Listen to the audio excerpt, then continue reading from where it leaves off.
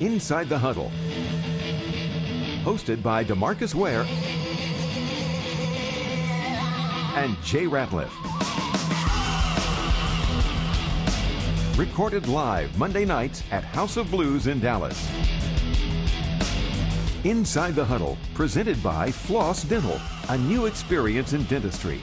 Now, here's your host, Matt Barrie. Good evening from the House of Blues in downtown Dallas. This is Inside the Huddle presented by Floss. I am your host, Matt Barrie. It is a Victory Monday here on the Inside the Huddle presented by Floss, but it is a much different Victory Monday as we sit here today and talk with the great Drew Pearson, the original 88, and Cowboys fullback Lawrence Vickers. First of all, round of applause for them joining us tonight on the program. Thank you. Perhaps Jason Garrett said it best on Monday afternoon when he said football is different than life, and we sit here tonight on a Monday night. The show airs on Sunday, but it is a Victory Monday in much different circumstances. As you know by now, there was a tragedy that struck the Dallas Cowboys this weekend, and obviously all of our hearts and prayers go out to the Dallas Cowboys, Jerry Brown Jr. And Josh Brent, two guys whose lives have changed forever. It was one of those situations I don't think any of us could even quantify, put into context the difference between sports and life, and the Dallas Cowboys had to do that yesterday. First of all, Lawrence, I think on behalf of everyone here in the crowd, I want to congratulate you guys, not only on a win, but the way that you guys handled the situation in Cincinnati. So congratulations on getting the win yesterday in Cincinnati. Obviously, an impossible situation that you guys were dealing with, and just first and foremost, the emotions I think that went through not only the entire Dallas Cowboys organization but the entire community. What were you guys dealing with this weekend when you found out the news and you had to go to Cincinnati and put on a football helmet? You go from just practicing with a guy. Friday is usually a light day. You know, we go practice, get out a little early, talking to a guy, so later on everybody getting together, talking about how we're going to go out there and get together and get the victory. You know, pre-practice, after the fact, and then you come into work, and I'm right next to Josh Brent. Josh Brent locker's right next to mine, and Jerry Brown locker is right here. Josh Brent was one of the first people that I kind of brought with me, had under my wing. He's a D lineman, you know, but our locker, you know, your locker buds right next to each other, so you do a lot of conversing about such things. And I took him with me on a couple of trips, just talking to him about life in general. We shared some great conversations, and then Jerry came along. Jerry, being a practice squad guy, being with Josh in college, they're like best friends. He was happy when Jerry was coming, you know, to the team. And then now all of us are hanging together. And so now we're talking, and the crazy thing about it, when you reminisce, just Thursday, I grabbed Jerry for whatever reason, I don't know, and this is some of the things that's going through your mind while you're trying to get ready to go play a game. I just grabbed Jerry, and I'm like, hey, man, you know, you got to live life, enjoy yourself, have fun, everything you do, you know, do it hard. This is something that you work your whole life for. Take advantage of it, because at the end of the day, it's going to be gone. So I'm just, you know, it's a brotherhood, and you know, by passing it on to the next man. Being a former member of the Dallas Cowboys and still very much in the fabric of the community with that team, what were you thinking watching the game? Basically still thinking about Jerry and his family, what they must be feeling at this time, sitting there watching the Cowboys, if they were doing that. Then I think about Josh and what he's got to continue to deal with and go through. But for the most part, I was thinking about the football team. How are these guys going to respond to this? What else can the Dallas Cowboys get laid on them, you know, this particular season? And I think they responded in a tremendous way that nobody would even contend that there was, what's wrong with this, man? They did everything the right way as far as a situation where there's nothing to refer to. Sure. You know, I understand the situation in Kansas City happened a week before that, but this is totally different. And even though Jerry hadn't been around or been a Dallas Cowboy that long, it still hits you like family when that person all of a sudden is gone and taken away from you. And like you said, you got to know your plays, you got to be focused there, but man, your mind is wandering here and thinking about Jerry, Josh, their families, and everybody that's affected by this. And the thing I wanted to see is how they responded. And, man, being a Dallas Cowboy, sitting there, former Dallas Cowboy, sitting there watching these guys perform and do what they had to do despite the circumstances, made me more prouder than ever to be part of the Dallas Cowboys. Now, we tend to criticize the coach a lot. Was it the right play call?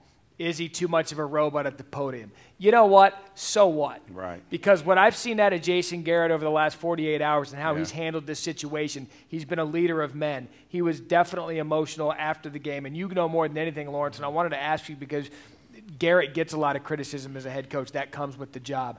What has he done for you guys to kind of unify this team over the last 48 hours? Because as an outsider looking in, I've been nothing but impressed with how this guy's handled the situation. One thing about Coach in general, positive. Always positive. That was one of the things that got me over the phone from talking to him. His voice, his presence. He speaks with truth. So with that being said, the way he handled the whole situation, how he handled us, how he handled with his family, you got to realize it's put on his back to do the right thing in a terrible situation. What's the right thing? And the best thing to do is what anybody would do when you're doing something and a tragedy happens. You get around family. Well, our family are those guys in that locker room and that staff. And what we did was we gelled together, grabbed each other and prayed. Prayed for both of those guys. Extra hard for Josh because Jerry's gone and we all know he's going to a better place, but now Josh has a tragedy of living on earth with that, knowing that that happened with him and his friend, and people are going to say he's to blame for it. So I feel for my brother. I feel like that's me. That's why I can sit there and I can cry and be emotional about it because I work with this guy every day and I know his heart and I know his struggles. And I have to see him go through this. And now I'm out here playing a game that he wants to play. It wasn't a physical victory, it wasn't an emotional, it was a spiritual victory. Exactly. Somebody was there pulling for you guys Exactly. to do what you had to do out there on that field, and that guy was Jerry Brown. Well, certainly it's going to be a special night here on the show. I don't need to tell you that. In fact, we call the program Inside the Huddle, and we tried to get you inside the locker room, and they can tell stories. Drew Pearson, one of the greatest of all time for the Dallas Cowboys, actually is going to open up about something that happened in his past that I don't think a lot of us know. It's going to be a very emotional segment because Drew is going to let us into his personal life and something that happened to him in the past. And we'll be back right here on Inside the Huddle, presented by Floss at the House of Blues in downtown Dallas. Inside the Huddle, brought to you by Albertsons Market, the official supermarket of the Dallas Cowboys. It means a great deal. Pepsi, official soft drink of the Dallas Cowboys. Papa John's, better ingredients, better pizza. And oh, thank heaven for 7-Eleven. When I'm at Cowboys Stadium or sitting at home and I hear Papa John's Pizza for Jerry Jones, yo, it lights me up like a Roman candle with toppings and flavor almost too good to handle. Cowboys, 5 stars, what I get. It's like a Papa John's Pepsi, double threat. Get a Papa John's large with up to 5 toppings and a 2-liter Pepsi. People are swapping, cause there's no better value. Yo, catch my ride. Cowboys 5-star combo for $10.99. Hi there, this is Jason Witten. When it comes time to shop for my tailgate favorites on game day, I go to my store, Albertsons Market. I know they have the freshest produce and serve only USDA Steakhouse Choice beef. If you want to get ready for game day like me, just come to my store and get 10% off your groceries every Dallas Cowboys game day when you wear your Cowboy jersey. Albertsons Market, the official supermarket of the Dallas Cowboys. Albertsons Market, it means a great deal. A microcision was all it took. One simple microcision procedure and the pain was gone. A tiny incision had me pain-free the same day. Microcision is the most advanced spine procedure, allowing us to treat our patients in the least invasive way possible. We've made minimally invasive even less invasive. If you've been suffering from back or neck pain and haven't found relief, visit FixSpinePain.com or call 855-4FIX-SPINE and find out about the new microcision procedure. I decided to open a studio Pilates bar at Preston Forest after having done the workouts with Sebastian Legree and becoming addicted to his workouts. I've created the Mega Former to do the Degree Fitness workout. It works the entire body from head to toe. I feel fatigued, but in all the right places.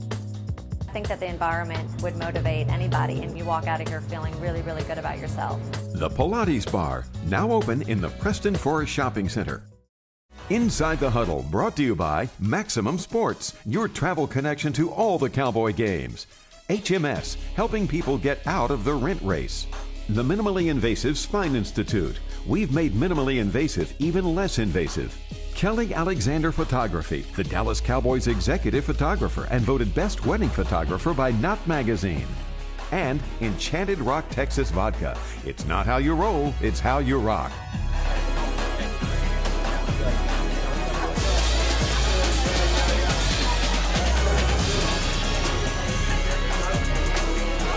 It is Victory Monday here on Inside the Huddle, presented by Floss the House of Blues in downtown Dallas. I am your host, Matt Barrie. Drew, I know you and I were talking about this before the show, and we know you as one of the greatest receivers in Cowboys history. Yeah. And I think a lot of people are going to be surprised to understand that this situation that happened with Josh Brent and Jerry Brown Jr.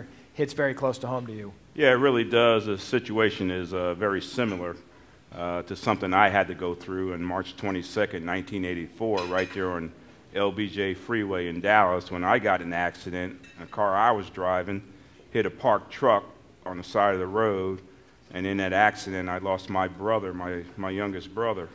And I was ripped up internally and emotionally and stuff, and in serious condition myself.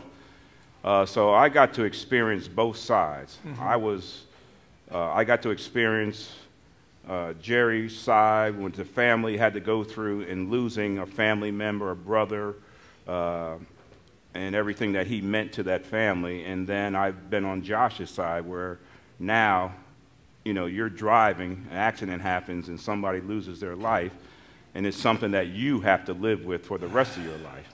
And it is something I've been living with for the rest of my life. And when I heard about this with Josh and Jerry, I was just devastated. And it brought back memories of my situation. It brought it more to the forefront, made it clearer. And it's going to be tough. I know, you know, there's ramifications about the legal side of this, drinking and driving and that type of thing. But it's almost like losing two people. You know, I had to give up an NFL career. I couldn't play after that. You know, you knew I wasn't going to give up an NFL career for somebody hitting me on the field. No. You know, I shake that off. Yeah. But I couldn't shake this off. And so I had to retire from the game. And it was easy to do that because all I had to do was give up that. My brother gave up his life here. And I was trying to figure out all these years why I was spared and not him in this situation. So it's something that Josh is going to have to live with for the rest of his life. There's no question. It might be a penalty he has to pay for that. But the biggest penalty he's going to have to pay is what he's going to have to deal with emotionally. Yes. And you guys need to keep an eye on him, because depression in a situation like this becomes really real. Right. And I didn't even know at that time I was in a depressed state myself.